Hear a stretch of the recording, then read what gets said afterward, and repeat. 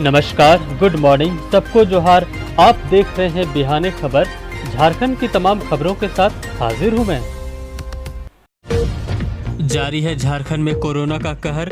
197 नए मरीजों की पुष्टि के बाद कुल संक्रमितों की संख्या बढ़कर हुई 5,599। बीते दिन फिर हुई कोरोना से 4 की मौत। वहीं 197 नए कोरोना मरीजों के मिलने के बाद राज्य में कोरोना संक्रमितों के आंकड़े बढ़कर अब 5,599 हो गए हैं। हालांकि बीते दिन 62 मरीज स्वस्थ भी हुए। झारखंड में अभी कोरोना के एक्टिव केसों की संख्या 2,881 है। वहीं कोरोना से अब तक झारखंड में 64 लोगों की जानें जा चुकी हैं। वहीं बीते दिन मिले 197 नए संक्रमितों में रांची के 32, बोकारो के 3, देवघर के 4, धनबाद के 15, दुमका के 2, पूर्वी सिंहभूम से 54, गढ़वा से 3, गिरिडीह से 4, गोड्डा के 1, गुमला के 6, हजारीबाग के 26, खूंटी के 1, कोडरमा के 5, लोहरदगा के 25, रामगढ़ के 1, साहेबगंज के 5, सरायकेला के 8 और पश्चिमी सिंहभूम के 2 मरीज शामिल हैं। किडनैपरों के साथ मुठभेड़ में घायल बरहेट इंस्पेक्टर चंद्र रॉय सोरेन की बीते दिन हुई मौत।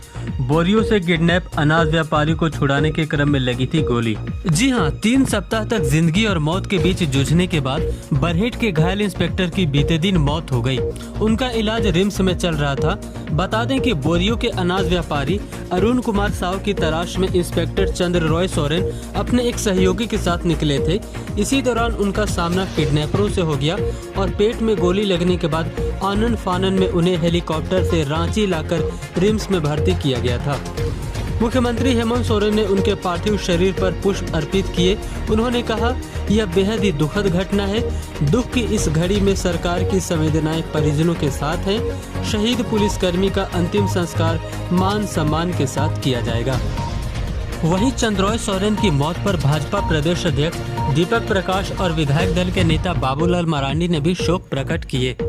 साथ ही बाबूलाल मरांडी ने मांग की है कि इस हत्याकांड की जांच एसआईटी से कराई जाए। मरांडी ने सरकार से आग्रह किया है कि एसआईटी द्वारा घटना की जांच कराकर इन बिंदुओं से पर्दा उठाया जाए कि चूक आखिर कहां और कैसे हुई है और बगैर किसी विशेष तैयारी के पुलिस वहां क्यों गई थी। पुलिस की गिरफ्त में आया कुख्यात गैंगस्टर अमन साव।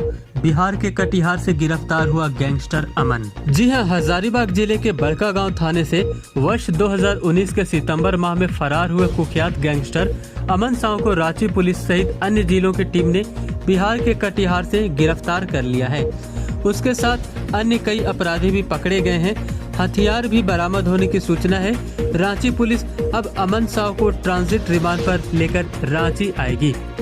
बताया जा रहा है कि अमन साव फरार होकर पिछले कुछ दिनों से बिहार में ठिकाना बनाए हुए था।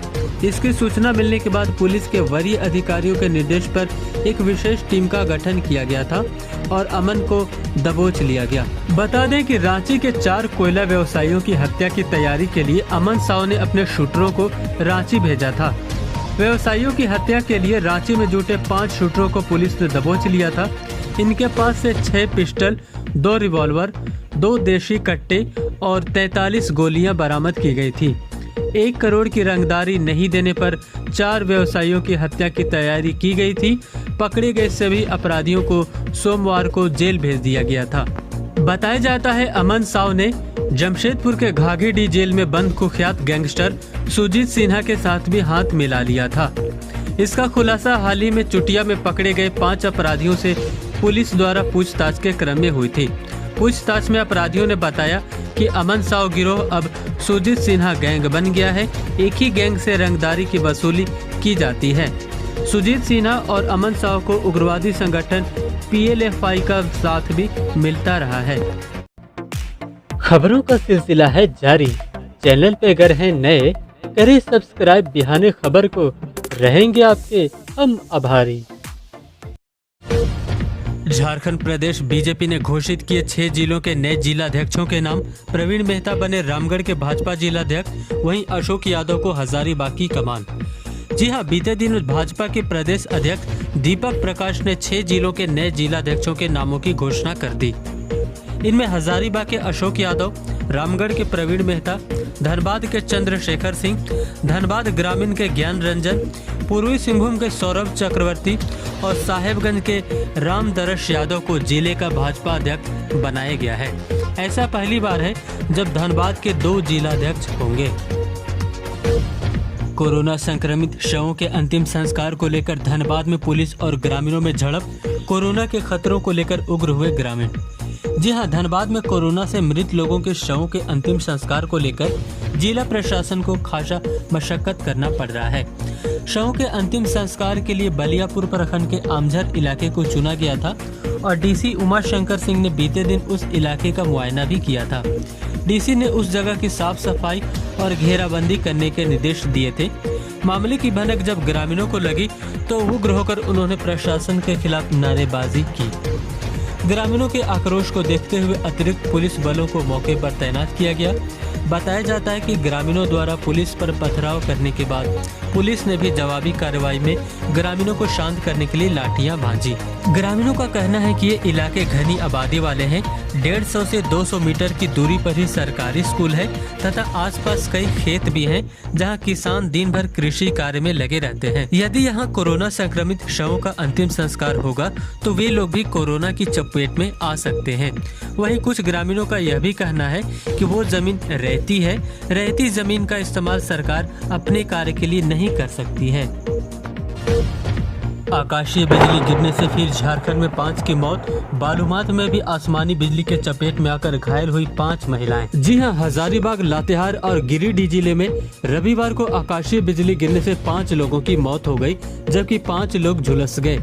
इन्हें हॉस्पिटल में भर्ती कराया गया है। मृतकों में 2 लातेहार के बालूमाथ थाना क्षेत्र के, जबकि 1 हजारीबाग और 2 गिरिडीह के रहने वाले हैं।